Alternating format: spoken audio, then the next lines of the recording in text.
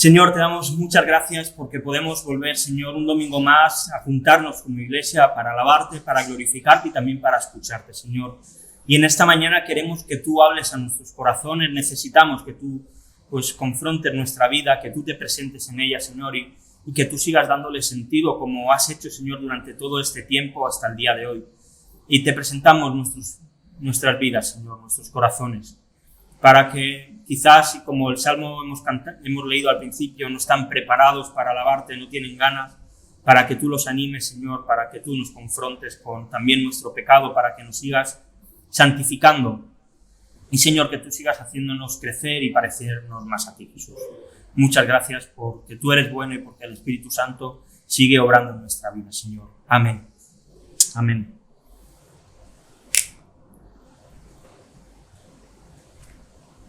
Nuestra iglesia, que es una iglesia pentecostal, y es lo que creemos, pero aún así no somos una iglesia demasiado efusiva, ni hay demasiado alboroto, lo cual me gusta y me hace que me sienta muy cómodo en ella. Pero quizá hay iglesias, pues quizá más latinas, que hay algo que hace mucho, y es que el que está en el púlpito dice: ¿cuántos estáis en victoria? Y espera que todo el mundo conteste. Y si no contestan, como que fuerzan un poquito para que la gente pues conteste y bueno, pues diga amén y todo este tipo de cosas. Pero la realidad es que odio que se hagan estas cosas. Y no me gusta por un motivo. Porque a veces en la iglesia hay gente que no está en victoria. A veces en las iglesias hay gente que está cansada, hay gente que está agobiada, hay gente que está deprimida. Hay personas que no se sienten en victoria y que se sienten totalmente derrotadas. Cada uno de nosotros, quizá hoy, podemos estar así. Podemos sentir que no estamos en victoria. Podemos sentir que los problemas que hay en nuestra vida son demasiado grandes, son demasiado fuertes. Y a veces también se dice algo que tampoco me gusta.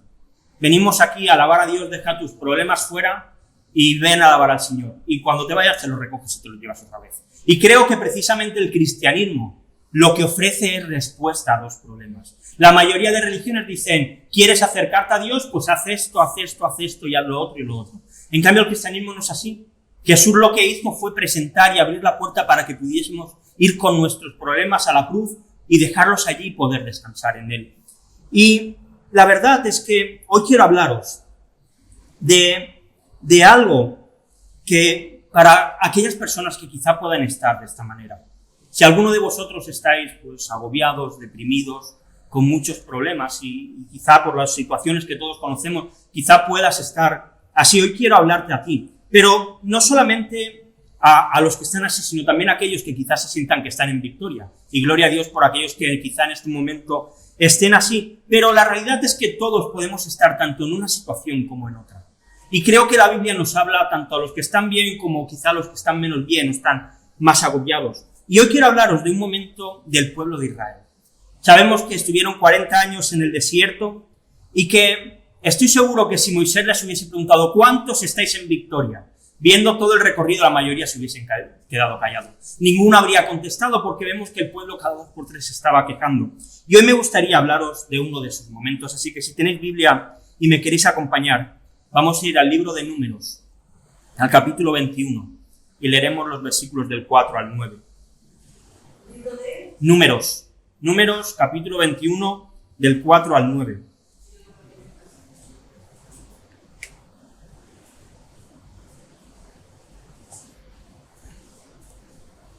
Libro de Números, cuarto libro de la Biblia. ¿Sí?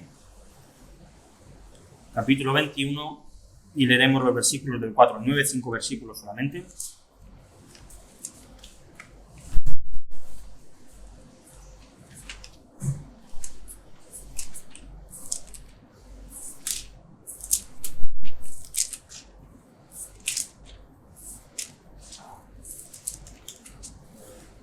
Vale, dice así el texto.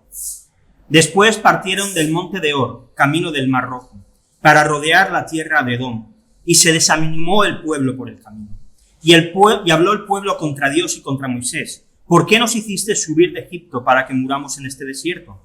Pues no hay pan ni agua, y nuestra alma tiene fastidio de este pan tan liviano. Y Jehová envió entre el pueblo serpientes ardientes, que mordían al pueblo, y murió mucho pueblo de Israel. Entonces el pueblo vino a Moisés y dijo: hemos pecado por haber hablado contra Jehová y contra ti.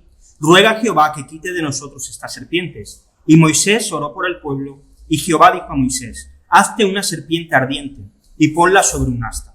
Y cualquiera que fuere mordido y mirare a ella vivirá. Y Moisés hizo una serpiente de bronce, y la puso sobre un asta. Y cuando alguna serpiente mordía a alguno, miraba a la serpiente de bronce y vivía. Amén. El momento en el que esto ocurre, Israel venía de una gran victoria. Ellos habían hecho un juramento con Dios por el cual Dios les dio la victoria contra los cananeos, contra la gente que vivía en Canaán. Así que salieron de un monte que se llamaba Or y iban rumbo al Mar Rojo, hacia el destino que iban hacia la tierra prometida. Y el texto nos dice que el pueblo por el camino se desanimó. El pueblo se vino abajo. Hay otras versiones, como la Biblia de las Américas, que dice que el pueblo se impacientó. Le entró la impaciencia.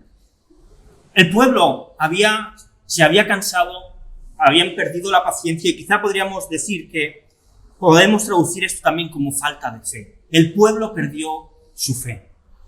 Habían venido de una gran victoria, tenían motivos de sobra para estar animados, para estar contentos, pero de repente perdieron la fe. Y quiero aclarar algo, la impaciencia no es algo malo. La impaciencia cuando esperamos que algo bueno suceda es algo bueno, nos anima a seguir adelante. Seguramente, y espero que así sea, todos estamos impacientes porque el Señor venga. Es una impaciencia buena. Pero cuando la impaciencia desea solamente que llegue algo, se convierte en algo malo. Porque normalmente la impaciencia viene con cansancio, con inconformidad, con queja, con falta de fe. Y es peligroso esto. El pueblo, como digo, tenía tantos motivos para estar contentos. Venían de una gran victoria, tendrían que estar eufóricos, pero se les olvidó rápido. Dios les hizo dar un poco de rodeo, les hizo ir por donde quizá ellos no querían ir, y de repente se perdieron la paciencia. Se volvieron impacientes. Y creo que también a veces nos pasa esto a nosotros. Que perdemos la paciencia demasiado rápido. Que rápidamente dejamos de disfrutar de las cosas que Dios nos da. De esas victorias que Dios nos da en nuestra vida. Y nos volvemos impacientes y dejamos de disfrutar del gozo que Él nos otorga. Cuando quizá Dios no nos lleva por el camino que nosotros nos gustaría ir. Cuando nos hace quizá dar un rodeo. Y muchas veces quizá no sentimos que estamos en victoria porque no queremos estar en victoria. Porque a veces es agradable estar en la impaciencia. A veces es fácil estar en la queja y en el estar un poco enfadados con Dios y quejarnos un poco de nuestras circunstancias. Muchas veces perdemos la paciencia porque la respuesta que esperamos que llegue de Dios no llega cuando nosotros queremos que llegue. Y nos volvemos impacientes. ¿Y sabes lo peor? Que el mundo, que la sociedad nos da muy rápido las respuestas que nosotros queremos. Y a veces preferimos las respuestas del mundo, de la sociedad, de las circunstancias, en lugar de esperar a la respuesta de Dios. Y el mundo nos ofrece cosas que nos agradan, pero que esto se acaba convirtiendo en un problema, porque nos vuelve impacientes. Nos vuelve impacientes esperando la respuesta de Dios. Así que cuidado, porque quizá Dios te está llevando por un camino que no es el que tú quieres. No te vuelvas impaciente. Sé paciente y espera el momento en que Dios obre como tenga que obrar. La impaciencia es algo malo. Pero hay algo peor aún. Y es dejar que la impaciencia controle nuestra vida. Porque a veces la impaciencia puede aparecer, pero si la logramos controlar y decimos, vale, muy bien, pero voy a seguir esperando. El problema es cuando la impaciencia toma el control y acaba distorsionando la realidad. Acaba haciendo que la realidad que vemos no sea la realidad que realmente existe. Y esto acaba trayéndonos decepción. Dice el versículo 5. Y habló el pueblo contra Dios y contra Moisés. ¿Por qué nos hiciste subir de Egipto para que muramos en este desierto? Pues no hay pan ni agua y nuestra alma tiene fastidio de este pan tan liviano. Perdonadme la expresión, pero estos eran estúpidos. Eran muy tontos. Yo cuando leo esto pienso, bueno, esta gente en Egipto tendrían que ser los mejores de todos. Tendrían que tener mansiones, gente a su servicio, comida y manjares todos los días. Pero cuando vemos la historia de Israel en Egipto, empieza con José, llegan sus hermanos, se asientan allí Y José muere y el pueblo de Israel crece. Y crece en número, crece en fuerza, dice en Éxodo. Y cuando llega un nuevo emperador, un nuevo faraón que no sabía nada de José y se da cuenta de la situación, dice, ojo, que estos son muchos. Como venga alguien a atacarnos y los judíos se alíen con ellos, estamos perdidos. Y empiezan primero a ponerles impuestos más caros, a machacarlos, y al final acaban convirtiéndoles en esclavos, latigándoles cada día, dándoles trabajos muy pesados. Y yo leo esto y digo, ¿qué es lo que querían los israelitas? ¿De verdad preferían volver a un sitio donde les estaban esclavizando? ¿De verdad podían echar de menos esto? Ahora ellos estaban en el desierto y su ropa no se desgastaba. Cada día abrían las puertas de sus tiendas y tenían maná para comer. Cuando se cansaron del maná, Dios hizo que tuviesen codornices, que dice el texto que les salían hasta las narices, hasta que se hartaron. El calzado no se les estropeaba, no tenían ni que trabajar y quieren volver a Egipto. Yo no entiendo cómo pueden ser así. Y es que la impaciencia acaba trayendo murmuración, que es precisamente lo que estaba haciendo este pueblo. Hay una frase que es terrible y que a mí a veces se me ha pasado por la cabeza y quizá te identifiques conmigo, ojalá que no. Pero si esta frase se te ha pasado alguna vez por la cabeza, esto es un signo claro de que tienes que mirar a tu corazón porque algo no está bien. Y esa frase es, si no fuese cristiano. No sé si alguna vez se te ha pasado por la cabeza. A mí sí, si no fuese cristiano haría esto, haría lo otro, tomaría tal decisión, tomaría la otra, pero como soy cristiano no puedo y tengo que fastidiarme y vivir de esta manera. Cuando llega esta frase, lo que estamos diciendo es Dios me sobra en mi vida. Si Dios no estuviese, todo sería maravilloso. Pero como está, pues tengo que vivir de esta manera. Cuando esta frase viene a nuestra mente, lo que estamos diciendo es el mundo me trataría mejor que lo que Dios me trata. Estamos haciendo lo mismo que hizo Israel. Caer en la murmuración contra Dios. Y esto es algo incompatible con ser cristiano. No podemos ser cristianos sin murmurar contra Dios. Es algo que no casa. Es como el agua y el aceite. Si los mezclas, uno se va arriba y otro abajo. No se mezclan. No se queda en una masa homogénea. Pues ocurre lo mismo. No se puede murmurar contra Dios y ser cristiano. Y a veces, cuando estamos en una situación de enfermedad, de problemas económicos, de problemas en el matrimonio, de problemas con los hijos, de situaciones difíciles, a veces justificamos el pecado. Y decimos, hombre, es que en esta situación, ¿cómo encima vamos a vivir rectamente? Bastante tiene tal persona con su situación de su casa. Pero la realidad es que cuando hacemos esto, cuando decimos, bueno, es que claro, dejadme parafrasear el texto. ¿Por qué nos salvaste del mundo para morir en este problema, Dios? No hay nada bueno en esta situación y nuestra alma tiene fastidio de este problema tan grande en el que estamos. Cuidado con caer en la murmuración, cuidado con dar cabida en nuestra cabeza a estas ideas. Cuidado con dejar que la situación nos haga murmurar en contra de Dios. Y ante esta situación del pueblo, se están quejando contra Dios, se están quejando contra Moisés. Dios actúa. Y actúa de una manera correcta. Mirad el versículo 6. Dice, Jehová envió entre el pueblo serpientes ardientes que mordían al pueblo, y murió mucho pueblo de Israel. La murmuración tuvo una consecuencia. Mucha gente murió en el desierto. Aparecieron serpientes venenosas que les mordían y los mataban, que acababan con ellos. Y aquí quiero dejar algo claro, porque en el año 2021 en el que vivimos, nuestra situación y nuestra relación con Dios en cuanto a lo material era diferente a la que vivía Israel. Israel había hecho un pacto en el cual si ellos cumplían la ley que Dios les había dado, si ellos eran fieles, Dios les dijo que Dios iba a prosperar materialmente, todo les iba a ir bien. Ahora bien, si ellos se volvían contra Dios, si ellos hacían lo que la ley no decía, o lo contrario a la ley, Dios les había dicho que iban a ser esclavos de otros pueblos, que iban a tener perdición y que iban a perder cosas materiales. Esto cambia totalmente con nosotros, porque quienes hemos creído en Jesús sabemos que por medio de Cristo Él ya ha pagado todos nuestros pecados. Con lo cual, Dios no obra con nosotros como un castigo, como diciendo, mira lo que has hecho, ahora te voy a castigar por todo lo malo que has hecho. Si Dios actuara así, querría decir que lo que hizo Jesús no valió de nada. Jesús ya cargó con nuestro pecado. Jesús ya se llevó nuestro castigo y las consecuencias del pecado. Por lo tanto, la situación nuestra con la que estamos leyendo es diferente. Pero no debemos pensar tampoco que por tanto a Dios le da igual lo que hagamos, que podemos hacer lo que nos dé la gana y Dios va a quedar, bueno, ya Jesús ya lo hizo todo, pues ahora ya no hago ni actúo de ninguna manera. Dios castigó a Israel y Dios hoy en día disciplina a sus hijos para que se vuelvan. ¿Y cuál es la diferencia entre el castigo y la disciplina? El objetivo. Cuando en Israel hubo muchos que murieron, fue un castigo justo y merecido porque ellos habían pues roto la ley que Dios les había dado. Así que el castigo que ellos recibieron era para que aprendiesen la lección. En cambio, la disciplina tiene un objetivo diferente.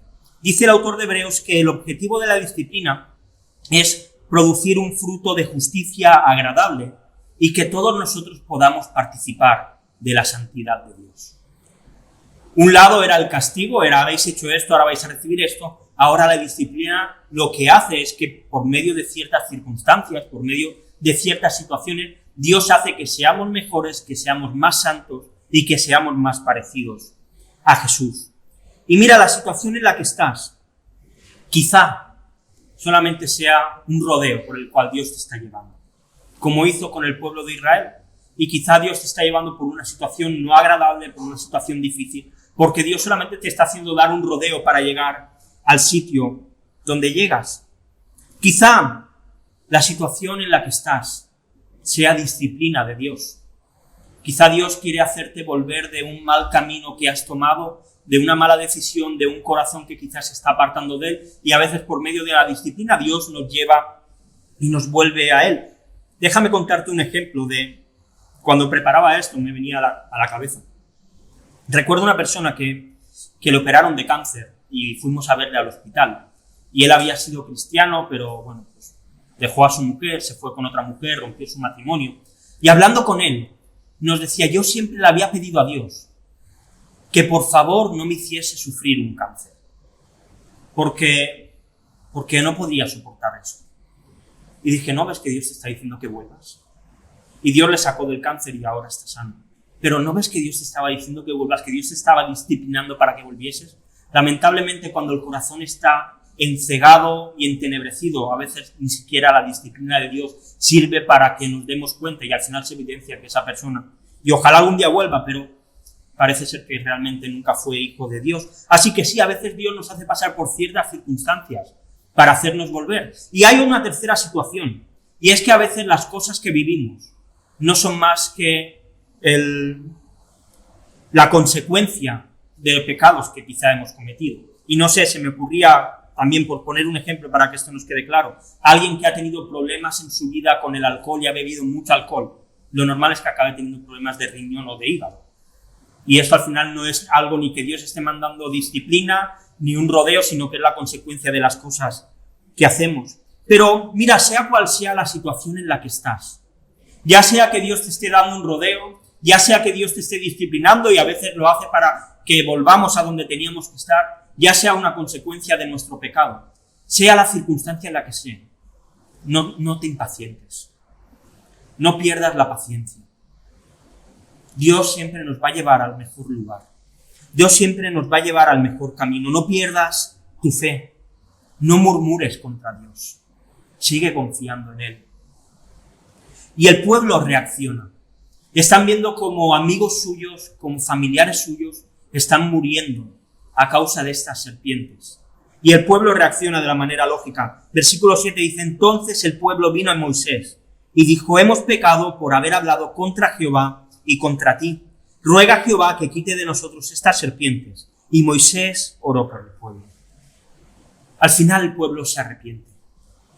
Han perdido mucho por el camino, pero acaban arrepintiéndose. Y vemos como Moisés también podría haber dicho, oye, mira, ¿sabes qué? Que paso de vosotros. Haber murmurado a Dios, haber murmurado contra mí, me da igual lo que os pase, paso totalmente de vosotros. pero en cambio vemos que Él intercede delante de Dios por el pueblo. El pueblo le había faltado el respeto a Dios. Y al final acaban volviéndose. Y creo que esto también es un consuelo para nosotros. Y digo que es un consuelo porque, aunque quizá nosotros hayamos caído en esa murmuración a Dios, de decirle, mira, ¿por qué me pasa esto? ¿Por qué esta circunstancia estaba mejor antes de conocerte? Aunque esa sea nuestra situación, sabemos que si nos arrepentimos, podemos acercarnos a Dios de nuevo. Que nunca es tarde para arrepentirnos, que nunca es tarde para pedir perdón, porque ellos tuvieron un intercesor, a Moisés, un hombre de carne y hueso, alguien que hizo la función de sacerdote, de intermediar entre Dios y el pueblo. Pero nosotros tenemos un intercesor mucho mejor, un sumo sacerdote que traspasó los cielos, que se hizo humano y que murió en una cruz, y ese es Jesús. Un intercesor que se puede compadecer de nuestras debilidades, alguien que ha abierto el trono de la gracia para que podamos ir ante Él. Pero hay un problema, y es que tenemos un enemigo que es muy listo, y que cuando ve que pecamos, viene y nos dice, ¿en serio vas a ir delante de Dios después de haberle fallado otra vez? ¿Has visto lo que has hecho? ¿De verdad crees que Dios te va a aceptar después de haber caído otra vez en lo mismo? Dios está cansado de ti. Dios está harto de verte caer. Satanás viene a susurrarnos al oído. Pero Jesús es más poderoso. Y tenemos la seguridad de que podemos ir arrepentidos ante Dios. Y que Jesús se llevó en la cruz no solo nuestro pecado, sino también nuestra culpa y nuestra culpabilidad. Así que da igual el pecado que hayas cometido. Todo aquel que va arrepentido de corazón delante de Jesús, todo aquel que va con el deseo de cambiar, el Padre le acepta y le dice, ven aquí, hijo mío, volvemos a estar bien. Jesús ya ha pagado todo, no te preocupes. El pueblo encontró perdón y nosotros también lo hemos encontrado. Así que no dejes de arrepentirte. El cristiano es alguien que se pasa el día arrepintiéndose porque nos pasamos el día fallando, pero sabemos que por medio de Jesús encontramos el perdón de nuestro pecado. Pero Dios hace algo extraño. Dios les perdona, pero hace algo extraño, porque Él podría haber dicho, mira, te perdono y ya está, y no tienes que hacer nada más. En cambio, en el versículo 8 vemos que Dios le da una orden a Moisés. Versículo 8 y 9 dice, y Jehová dijo a Moisés, hazte una serpiente ardiente y ponla sobre una asta, y cualquiera que fuere mordido y mirare a ella, vivirá. Y Moisés hizo una serpiente de bronce y la puso sobre una asta, y cuando alguna serpiente mordía a alguno, miraba a la serpiente de bronce y vivía. La verdad es que es raro la manera de actuar de Dios. Si recordamos cuando Moisés sube al monte y Dios les da las tablas con los 10 mandamientos, y baja, ¿qué es lo que Moisés encuentra? Se encuentra que habían fabricado un becerro de oro al cual iban a adorar como si fuese Dios, y allí se lía una tremenda. Moisés rompe las tablas, Aarón pues es castigado, se lía una muy grande, porque habían caído en idolatría. Y ahora Dios les dice a Moisés que construya una serpiente. Parece como si Dios les estuviese diciendo, oye, que aquello tampoco estaba tan mal, que podéis hacerlo. La verdad es que el pueblo de Israel, si vemos un poco su bagaje y de dónde venían, ellos venían, como sabemos, de vivir muchos años en Egipto. Un pueblo, una sociedad que tenía muchos dioses físicos. Así que realmente para el pueblo de Israel salir de una teología que era pues de muchos dioses y que podías verlos, a seguir a un Dios al que no podían ver, aunque Dios se manifestaba a ellos, el cambio era radical. Y Dios no les estaba diciendo aquí, por supuesto, que podían pues adorar a otras imágenes. Pero Dios sí que le estaba queriendo decir algo. Si creéis, si tenéis confianza, vosotros vais a vivir. Si tenéis confianza en mirar más allá de la situación en la que estáis, vosotros vais a poder vivir. Solamente aquellos que confiaran que mirando a la serpiente se iban a curar, iban a ser curados. Porque el que le mordiese una serpiente y no creyese que mirando a la serpiente de bronce que Moisés iba a construir, se iban a salvar, iba a morir. Pero aquel que mirase a la serpiente con la confianza de saber que mirando podía salvarse, se iba a salvar. Y es que había una serpiente que era más poderosa que las serpientes que les estaban picando. Una serpiente que era mucho más fuerte que las serpientes que tenían a su alrededor. Una serpiente que el mismo Jesús, cuando habla con Nicodemo, en Juan 3, 14, 15, le dice, igual que la serpiente de bronce fue levantada para que todos aquellos que la miraran no murieran, el Hijo del Hombre también será levantado para que todo aquel que en él cree no se pierda, mas tenga vida eterna. Y es que Jesús es la gran serpiente de bronce. Aquella serpiente los israelitas no tenían ni idea, pero lo que estaban haciendo era mirar a la cruz de Jesús y confiar en que el sacrificio de Jesús iba a ser suficiente para salvarles. La serpiente en la Biblia tiene un significado negativo, ¿verdad? Cuando pensamos en la serpiente nos vamos al Edén, allí donde Satanás se disfraza de serpiente y engaña a Adán y Eva. Pero allí donde Satanás se disfrazó de serpiente para intentar destruir la obra de Dios, Dios levantó una serpiente mucho más grande, mucho más poderosa y mucho más preciosa que iba a traer salvación. Una serpiente que fue levantada en una cruz para traer salvación a todo aquel que pone su fe en él. Hoy en día cuando vemos el símbolo de la farmacia es un asta con una serpiente y muchos lo asocian a un dios griego o romano. Pero la realidad es que la primera serpiente sanadora fue Jesús. Y en él encontramos nosotros vida eterna. Todo aquel que pone su fe y su confianza en el sacrificio de Jesús, esa persona encuentra vida eterna. Encuentra la solución al veneno de la serpiente de este mundo. Así que, si no has puesto tu fe en Jesús, no pierdas ni un segundo. Él es la solución que nosotros necesitamos. Es la solución que cada uno de nuestros corazones necesita. Confiar en que el sacrificio de Jesús ha sido suficiente para salvarnos y para perdonar todos nuestros pecados. Y quiero acabar ya.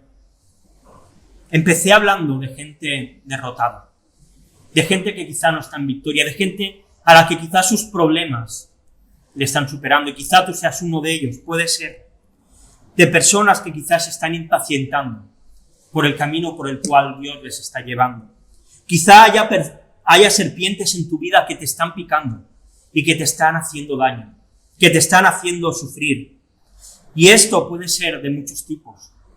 Un matrimonio tormentoso, una enfermedad, problemas económicos, adicción a la pornografía, adicción al alcohol, al sexo, a las drogas, al juego, una distorsión que no te permite ni siquiera mirarte al espejo porque te das asco, pensamientos suicidas, muchas cosas. Pero mira, sea cual sea la serpiente que te está mordiendo, hay una serpiente que es mucho mayor. Hay una serpiente que tiene mucho más poder. Hay una serpiente a la cual hoy puedes mirar y confiar en ella.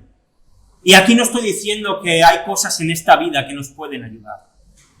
Por supuesto que cuando tomamos medicamentos, Dios puede hacer que el medicamento tenga más efecto o puede hacer que no tenga ninguno. A veces parece que la ciencia va totalmente en contra de Dios y van de la mano. Es más, cuando tomamos un medicamento debiéramos orar, Señor, haz que el medicamento tenga y cumpla su función y tenga efecto. Recuerdo hace poco escuché a un pastor dominicano, Miguel Núñez se llama. Él es pastor y él es doctor. Y él contaba como cuando algún paciente va a su consulta y le preguntaban, ¿no?, acerca de esta dicotomía de la fe, la medicina, y él decía, mira, yo cada vez que viene un paciente a mi consulta, le pregunto si puedo orar con él, le hago su diagnóstico y antes que se vaya le pregunto, oye, ¿puedo orar por ti? Si me dice que no, pues se marcha y ya está. Y si yo cuando oro para que Dios le sane, pero también para que la medicación que yo le estoy recetando surja efecto, para que tenga el poder que tiene que tener. Pero, ¿sabes algo? Necesitamos mirar a la cruz. Necesitamos mirar a Jesús. La situación sea la que sea. Aunque tenemos ayuda externa, la solución sigue siendo siempre mirar a Jesús. Vivimos en un tiempo en el que miramos demasiado al exterior. Y la iglesia de hoy en día necesita leer más la Biblia, necesita orar más, necesita ayunar más, necesita buscar más la santidad. Cuando venimos aquí a la iglesia está bien.